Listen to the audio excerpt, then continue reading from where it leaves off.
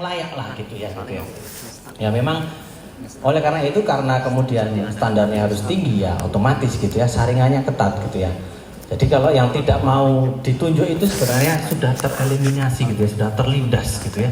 Dengan ya akan kemudian menurut saya dia akan suram lah hidupnya gitu ya. Masa depannya akan suram gitu ya ketika dipercaya untuk hal yang baru kemudian sudah langsung tidak mau gitu ya. Ya, kami di Kementerian Keuangan tentunya tidak berharap hal itu terjadi gitu ya. Ketika kita bicara masalah standar pelayanan atau standar kompetensi untuk bisa menduduki jabatan pengelola keuangan, memang betul gitu ya. Kita maunya semuanya tersertifikasi gitu ya. Itu untuk memastikan bahwa karena ini pegang anggaran gitu loh. Pegang anggaran hal yang penting itu. Tidak boleh sembarangan orang memang gitu ya. Harus yang terkualifikasi dengan baik gitu ya. Nah, kami memang mendorong kepada Ibu, jangan patah semangat ya. Kalau belum lulus ya daftar lagi gitu ya. Kalau susah nanti minta pendampingan gitu ya. Minta kelas gitu ya. Kami di Kanwil Perbendaharaan ini terbuka gitu ya. Kan ada teman-teman dari KI yang membidangi bagian ini. Mana tadi Pak Wahono gitu ya. Oh, sudah tidak ada. Oh, ada ini Mbak Cynthia gitu ya. Nanti bisa kita, Ibu nanti silahkan gitu ya. Kita bisa buka kelas, kita akan bantu untuk materi pelatihan gitu ya. Mau di tempat Ibu boleh, di sini gratis gitu ya. Tapi ya mungkin minumnya bawa sendiri. Oh enggak ya, minum ada gitu ya. Gratis kita pasti kita fasilitasi kalau Bapak dan Ibu mau gitu ya. Silahkan datang di depan belajar gitu ya. Mau tiap hari juga boleh gitu ya. Tapi kemudian yang lain yang dapat giliran, Bapak Ibu teruskan gitu ya. Tapi silahkan, pada prinsipnya kami siap untuk membantu Bapak dan Ibu ketika kesulitan hanya masalah tidak bisa lulus sertifikasi. Datang saja belajar ke sini, tanya ke sini. Layanan terbuka ya dari jam 8 pagi, tapi mulainya bisa jam 9 gitu ya. Sampai sore gitu ya, silahkan. Kita siap untuk membantu Bapak dan Ibu semua gitu ya. Memang sertifikasi saat ini memang dilaksanakan daring untuk memudahkan ya sebenarnya. Tetapi Ibu belajarnya boleh luring kan gitu ya. Belajar ke sini boleh, ke KPPN juga boleh gitu ya. Kemudian yang berikutnya memang betul ya terkait dengan blokir AA. Ini perlu kita di Satker itu kemudian konsultasi dengan eselon 1 gitu ya. Tanya Ibu, sebenarnya kita itu disuruh melaksanakan atau tidak gitu ya. Langsung tembak gitu saja ya. Memang disuruh melaksanakan, ya segera kita proses buka blokirnya itu gitu ya. Nanti kan karena ini kewenangannya adalah DJA gitu ya. Ya teman-teman eselon 1 yang akan memproses pembukaan blokir tersebut gitu ya. Kalau di saya buka aja langsung kan gitu ya. Jalan saja gitu ya. Tapi enggak ya, karena memang blokir itu biasanya ada tujuannya gitu ya. Ada tujuan-tujuan tertentu dan kementerian lah yang kemudian diminta untuk mengalokasikan kemananya gitu ya. Yang seharusnya itu adalah anggaran yang tidak menghambat tusi atau core bisnis dari Bapak dan Ibu semua gitu ya. Kalau yang diblokir itu menghambat core bisnis, berarti yang blokir itu yang dolim kan gitu ya Bu ya. Yang tidak lihat, blokirnya berarti asal-asalan kan gitu ya. Tidak lihat yang mana yang boleh, mana yang bisa dilaksanakan kan gitu ya. Nanti bilang saja gitu ya. Kata saya itu dolim gitu ya, enggak apa-apa gitu ya. Itu ya Bu ya, sepertinya seperti itu. Kami terbuka, silakan Ibu datang untuk belajar.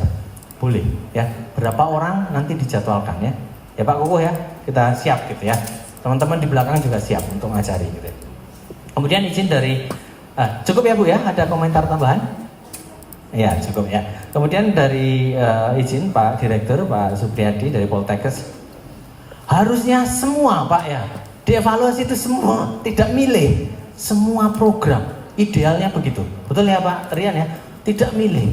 Tetapi, nah mungkin ini kan kita belum, ini ya kita kan sedang menuju ke arah sana, karena kita mau ya seharusnya semua program itu dievaluasi gitu ya, harusnya ada standar evaluasi masing-masing gitu ya.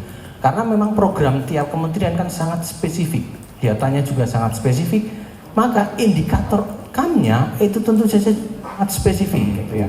Yang bisa kita pakai itu akan lebih kepada judgement kita gitu. Sebenarnya program ini tujuannya apa sih? Untuk meningkatkan apa? Itulah yang akan kita ukur gitu ya. Misalnya meningkatkan kualitas dosen. Kualitas dosen itu diukur dengan apa gitu ya? Apakah kemudian dosen ini menerbitkan karya tulis berupa jurnal, atau adakah temuan baru dari kegiatan itu gitu ya? Atau yang paling mudah ya mungkin apa kemudian dosen ini bisa meluluskan mahasiswa berapa dengan Saya kurang paham gitu ya detail targetnya, tapi saya kira itu sesuai dengan tujuan yang ingin dicapai dari program itu. Siap, boleh Pak? Ya. Bagian dari proses pengembangan dosen untuk peningkatan mahasiswa. Maksud saya misalnya kita tadi mengambil besarnya pembelajaran. Belajar itu ada teori, ada praktek seperti di kami Pak, di laboratorium, di rumah sakit dan lain-lain. Itu semuanya satu anggaran keluarnya gitu Pak ya. Nah, apakah ini komponen pencapaian pembelajaran teori di kelas, praktek di laboratorium, kemudian praktek di rumah sakit, puskesmas, masyarakat, ini kan semua satu biaya. Apakah ini menjadi bagian dari item-item yang digabung jadi satu menjadi satu angka tadi, efektif tidaknya pembelajaran, itu maksud saya. Kalau ketiganya dievaluasi mungkin saya sepakat juga Pak. Terima kasih Pak. Baik Pak, betul Pak. Jadi memang kalau dari sisi pelaksanaan anggaran, nah ini karena kita kan ini nanti gitu ya, nanti akan mengarah ke situ gitu ya. Bisa jadi apakah di level program, kegiatan, KRO atau RO atau detail atau apa gitu ya. Paling bawahnya nggak mungkin, kalau per akun kayaknya tidak gitu ya. Jadi memang nantinya mungkin kita ya yang akan kemudian mengarahkan ya Bapak dan Ibu, Bapak ya izinnya. Level mana sih yang sebenarnya nanti harus dievaluasi oleh masing-masing satker? Saat ini memang belum Bapak. Saat ini kami pun ini melakukan ini kan masih di level kami saja gitu, karena kami memahami tingkat kesulitan yang akan dihadapi, termasuk juknisnya gitu ya. Kita mengeluarkan juknisnya itu akan sangat ya butuh rigid lah ya, termasuk metodenya gitu ya. Tadi Pak Rian kan menyampaikan banyak sekali metodenya, ada DID, ada RDD, ada apalagi Pak tadi ya. Kalau kami tadi UJT, yang paling gampang UJT gitu ya. Sebelum dan ya beda dua kelompok gitu, uji beda gitu ya.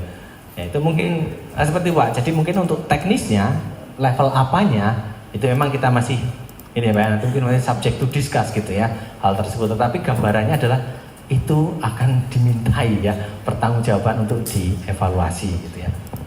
Kemudian izin Pak mungkin demikian ya Bapak ya. Nah, kemudian satu lagi dari Ibu Kostiawati di Unmul gitu ya, ini ada sharing. Betul Bu, memang value for money tadi itu ada ekonomi, efisien dan efektif. Ada satu update gitu ya, saya membaca di satu artikel gitu kan, ada indikator lain yaitu keberlanjutan gitu ya sekarang itu. Jadi selain ekonomi, efisien dan efektif juga program itu berkelanjutan gitu ya. Harapannya dia bisa terus bergulir gitu ya, long lasting gitu ya. Jadi ada ahli yang mengatakan menambahkan itu gitu ya, keberlanjutan. Jadi memang jangan sampai kita tahu gitu ya, sekarang kalau dulu zaman Pak Harto itu kan pelitanya itu kan nyambung terus gitu ya. Sementara sekarang dengan konsep pemilu demokrasi kita itu yang 5 tahunan gitu ya, jangan sampai juga gitu ya suatu program yang bagus itu karena hanya masalah politik gitu ya, itu tidak dilanjutkan oleh periode kepemimpinan berikutnya. Itulah yang kemudian nggak tahu nanti ngukurnya di update dari tadi gitu ya, aspek tadi keberlanjutan tadi gitu ya, apakah itu juga akan diukur gitu ya, hal yang seperti itu. Kalau dalam 1-5 tahun mungkin masih berlanjut gitu ya, karena masih dalam satu era politik yang sama. Tapi ketika beda politik bisa jadi gitu ya, nanti tidak efisien kalau hal yang baik itu kemudian tidak dilanjutkan gitu ya. Mungkin demikian. Kemudian satu lagi gitu ya, maksimalisasi penggunaan anggaran. Betul Ibu, memang sampai dengan saat ini bahkan IPA pun itu kan mengukur bagaimana anggaran itu dapat terserap dengan sempurna. Harapannya tadi ya Bu ya, kita ya dengan belanja itu, dengan harapannya kan orang-orang yang melakukan belanja itu kan punya kualitas tadi. Kalau Ibu tadi menyampaikan ada, selain itu juga ada kepatutan dan kepantasan. Harapannya ya kita tentu saja kita berbaik sangka gitu ya, bahwa pengelola keuangan itu ya mempertimbangkan itu gitu ya. Jadi memang betul gitu ya, dan ini memang susah gitu ya, karena ini kan karakter gitu ya. Untuk bisa mengukur itu, mengkuantifikasi, saya kira memang agak susah gitu ya, untuk kepatutan dan kepantasan gitu atas penggunaan anggaran itu gitu ya. Tetapi itu harapan kita ya, tentu saja kita sebagai para pengelola keuangan itu punya itu ya. Kalau tidak punya itu ya mau jadi apa anggaran kita itu ya. Mungkin demikian ya Ibu Kostiawati ya.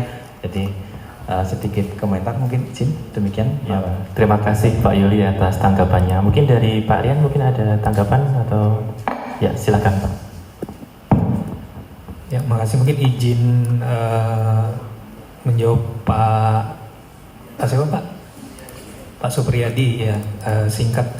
Jadi untuk analisis dampak itu tidak bisa Pak kita lakukan dengan agregasi, misalnya tadi seluruh pengeluaran kita jumlahkan, kecuali memang spesifik ke program itu. Jadi misalnya kita ingin mengetahui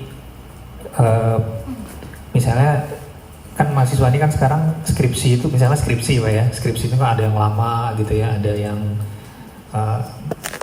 kita menginginkan mahasiswa itu jangan terlalu lama gitu ya skripsi ini gitu kan. Skripsi ini sering jadi momok Pak ya, karena banyak mahasiswa yang mungkin bisa 3 tahun, 4 tahun bahkan sama dengan masa studinya. Nah jadi yang dianalisis itu misalnya dosen yang misalnya diberi program penganggaran untuk pelatihan atau apa gitu kan. Nah, gitu. Jadi nanti di tabel yang nanti Bapak susun itu ada 2 ID Pak.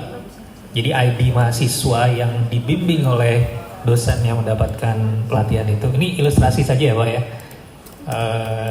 Jadi dosen yang mendapatkan program anggaran misalnya dari Poltekkes 25 juta untuk capacity building misalnya, dengan mahasiswa yang dibimbing Pak. Nah jadi nanti dilihat secara jangka panjang apakah jadi mahasiswa yang dibimbing itu outcome-nya adalah lulusnya cepat gitu Pak ya, misalnya lulusnya lebih cepat gitu misalnya periode pembimbingan itu misalnya kurang dari 1 tahun, itu outcome-nya gitu ya, targetnya gitu kan gitu. Nanti dilihat Pak dari probability score matching bisa Pak, seperti itu. Jadi seperti EDOM gitu Pak ya, evaluasi dosen oleh mahasiswa gitu bisa kurang lebih sama modelnya. Iya bisa Pak, itu outcome-nya kan gitu. Mungkin nanti mahasiswa yang dosen yang mungkin Bapak kasih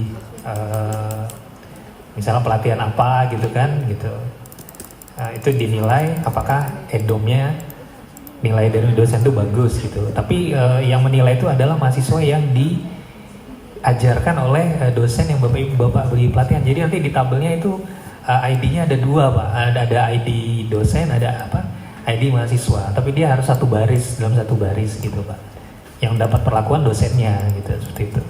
Izin Pak.